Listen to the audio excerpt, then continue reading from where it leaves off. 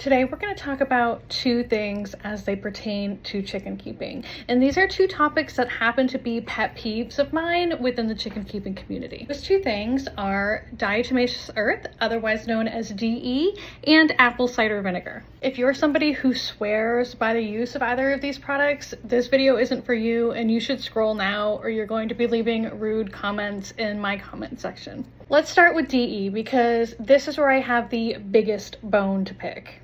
Diatomaceous earth is a substance that breaks down the exoskeleton of parasites. I like to think of it as like the fiberglass of anti-parasitics, okay?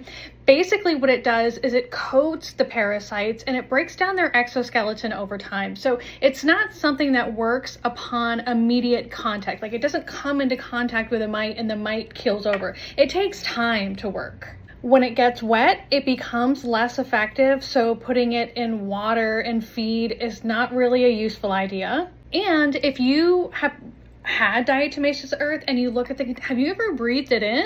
Like on the container, there is warnings, do not breathe this in, to wear a face mask because it can be hazardous to breathe in. So putting it in a chicken's dust bath is also not a good idea. If it's hazardous for us to breathe in and we should be wearing masks just to use it, imagine what it could do to the respiratory tract of our chicken when they're like throwing it all over the place and breathing. And chickens already have very sensitive respiratory tracts. In my opinion, diatomaceous earth is not useful enough for the potential consequences that it causes, and it doesn't work fast enough. If we're dealing with infestations of mites, lice, like serious parasite infestations, diatomaceous earth is not going to work fast enough to be effective. As a preventative, again, I think that there are more risks than it is useful. I think that the use of wood ash from a fire pit with wood that was not pressure treated, or maybe even like a lime, a barn lime, a first Saturday lime would be a more useful alternative than diatomaceous earth. So now we'll move on to apple cider vinegar. I don't have a bone to pick necessarily with apple cider vinegar. I think apple cider vinegar is a very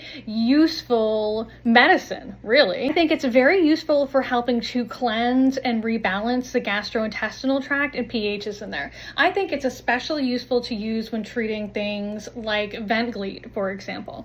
But I don't think it is a standalone treatment for anything. I think that it is a good supportive treatment. And the other thing is, I personally would not put apple cider vinegar in my water every single day, even if I was using it to try and help or boost or as immunosupport or gastro. I would put it like one day on, one day off, because let's never underestimate the value of clean, fresh water. Apple cider vinegar on its own is not going to get rid of parasites. It's not going to get rid of coccidia. It's not going to get rid of it's not going to get rid of these things on its own. It's going to offer supportive care. You know, I think in general, I just have a really hard time with definitive, this is what you need to do. If you just did this, everything would be fine. Because if I've learned anything, if I know anything, if I've learned anything this year in particular, it's that sometimes what we really believe works, and maybe even what has worked in the past, things change, so what are you going to do when what you've been doing no longer works? And also when it comes to people giving advice on the internet, it's the people who are like, you do this, you better do this.